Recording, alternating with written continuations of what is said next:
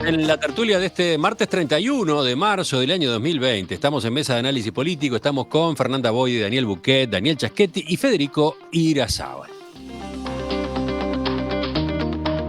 El presidente Luis Lacalle Pou se reunirá hoy a las 15 con una delegación del Frente Amplio que le presentará el Plan de Contingencia Sanitario, Económico y Social, que fue elaborado por la coalición de izquierdas y fue difundido el viernes pasado. Ese plan propone, entre otras 30 medidas, por ejemplo, crear un subsidio por un monto equivalente a un salario mínimo nacional que dure el mismo tiempo que la cuarentena para aquellos trabajadores que no se encuentran registrados en el Ministerio de Trabajo y en la Seguridad Social. Además, se recomienda suspender la rebaja del beneficio del IVA a compras con tarjetas, evitar saltos abruptos del dólar y diferir vencimientos de las facturas de OCE y UTE a pequeñas empresas y familias de bajos ingresos. Hasta ahora, los dirigentes del Frente Amplio, en esta coyuntura y a raíz del escenario nuevo que se ha planteado, han manejado actitudes disímiles, han tenido reacciones diferentes ante los anuncios del gobierno. Ayer, por ejemplo, el ex senador y ex ministro de Economía, Danilo Astori, dijo, hablando en Radio Uruguay, que las rebajas que se han resuelto para los funcionarios públicos, este proyecto de ley que se va a enviar al Parlamento para recortar los sueldos de los funcionarios públicos que sean superiores a 80.000 pesos líquidos, bueno, ese tipo de medidas, dijo, están en la dirección correcta. Creo que el gobierno ha acertado con esa medida que ha propuesto y naturalmente como Frente Amplista nos gustaría que desde el ámbito privado pudiente, digamos así, esto es, desde el ámbito privado con facilidades económicas y financieras, también hubiera una contribución. En una línea similar se manifestó el diputado Alejandro Sánchez del MPP, que dijo en Twitter que el pedido de solidaridad a los funcionarios públicos solo sería justo si el gobierno se animara a pedirle un esfuerzo más a los ricos del Uruguay. De todos modos, aclaró que el gobierno cuenta con su voto para rebajar el salario de todos los cargos políticos en estos momentos de crisis. ¿Cómo están viendo al Frente Amplio? ¿Quién empieza? Daniel Buquet, en este caso. Bien, yo creo que el Frente Amplio ha estado un poco perdido porque no ha sabido, desde que comenzó la crisis, la emergencia sanitaria, dónde ubicarse en esta situación un poco ambigua entre mostrarse unido al gobierno, unido al país, a esto le ganamos entre todos, y marcar sus diferencias con el gobierno. Y de hecho, este documento es el segundo que saca, creo que antes había sacado uno con 15 o 20 medidas, y yo creo que eso al Frente Amplio no lo ayuda, por dos razones. Primero, porque muchas medidas son muy difíciles de comunicar, y segundo, porque además en esos listados de medidas, la estrategia del gobierno, que todos los días sale a tomar alguna medida, hace que esos listados vayan caducando. Si vos lees cualquiera de los dos documentos que presentó el Frente Amplio, vas a decir, pero esto ya se... Sí, lo hablábamos ayer en la entrevista con Álvaro García, justamente. Por eso, esto ya se hizo. Bueno, entonces, lo que el Frente Amplio, además de que este es otro aspecto que tiene que ver con lo que pasó estos días, no está mostrando un interlocutor claro y preciso para la ciudadanía. El Frente Amplio es o Javier Miranda por un lado, que bueno, está bien, de alguna manera es el más representativo porque es el presidente, pero no es la figura más popular. Y del otro lado hay varias figuras, e incluso figuras con matices, ¿no? Lo que escuchamos de Astori no es la posición del Frente Amplio, es la posición de Astori, tal vez una de las más conciliadoras, ¿no? Más allá de marcar esta discrepancia en cuanto a que no se está buscando obtener recursos desde los sectores privados económicamente poderosos del Uruguay, que es algo que el Frente Amplio perfectamente puede, remarcar, insistir. Pero, sí, pero fíjate qué curioso eso. Astori plantea lo que acabas de recordar tú, eso, y en el documento que se le presenta al gobierno esa medida no figura. La han planteado varios dirigentes del Frente Amplio y sin embargo en el documento no está.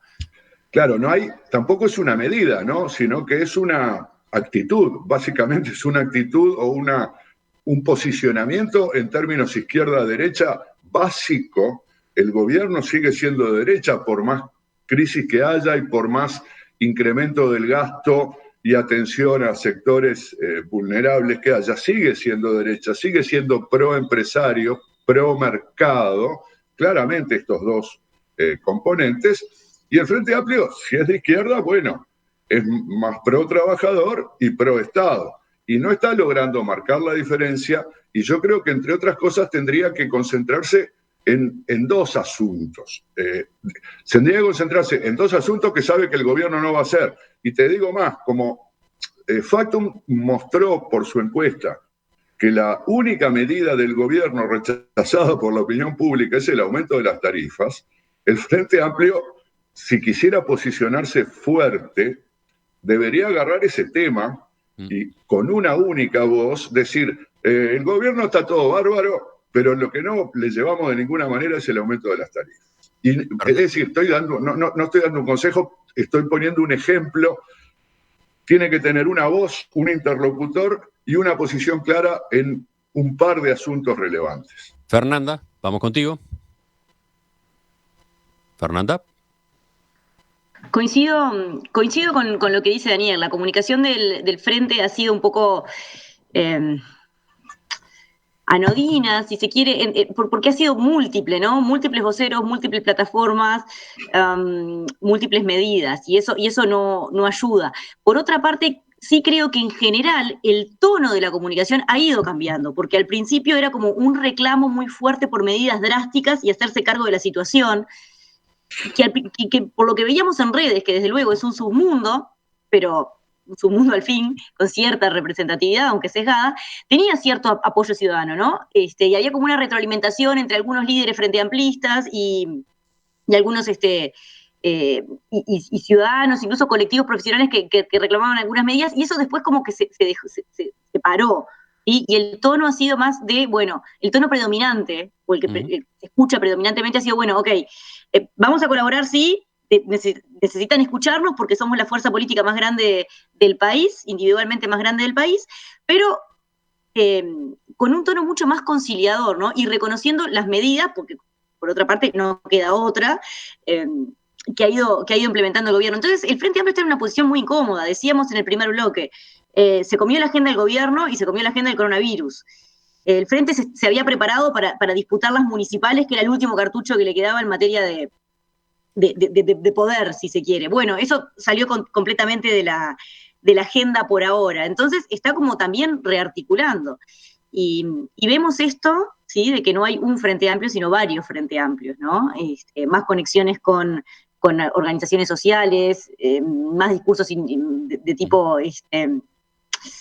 individualista, si se quiere. Entonces, la situación del Frente Amplio es muy difícil y yo no sé cómo, no preveo de qué modo en el corto plazo se pueda rearticular, ¿sí? Por esto que planteaba claramente Daniel Buquet recién.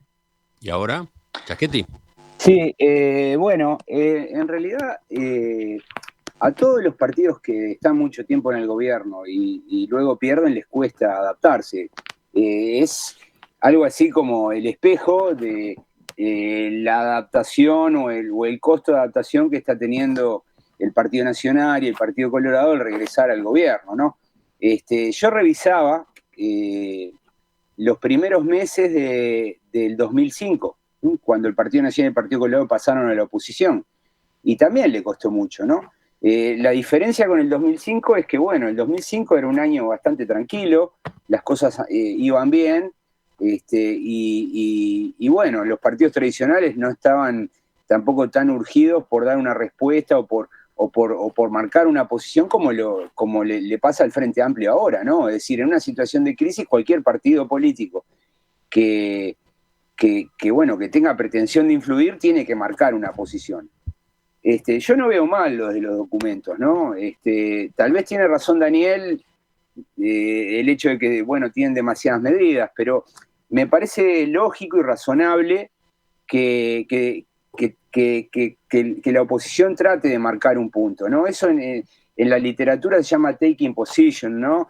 Es decir, tratar de plantar una bandera mostrando diferencias con lo que está haciendo el gobierno. Si al gobierno le va bien, bueno, eso se va a olvidar, pero si al gobierno le va mal, se va a poder recurrir a esos documentos diciendo, bueno, miren, nosotros planteábamos aquí esto, ¿no? Entonces me parece que el problema no son los documentos, el problema es más profundo y tiene que ver con lo que decías vos, Emiliano, al comienzo. El Frente Amplio está en un proceso muy complicado de renovación de liderazgos.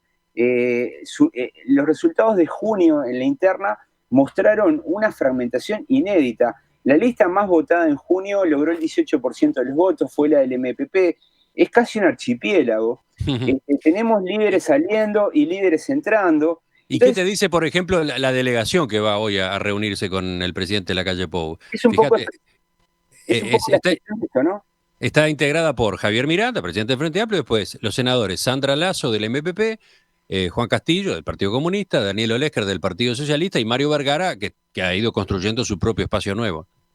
Exacto, bueno, tenemos sectores emergiendo, sectores que se pulverizaron. Entonces, me parece que este es un proceso largo. Es un proceso largo, como decía Fernanda, lo vamos a observar durante, yo creo, 2 o 3 años, ruidos de este tipo. No va a ser fácil construir una única línea política y una unidad de acción.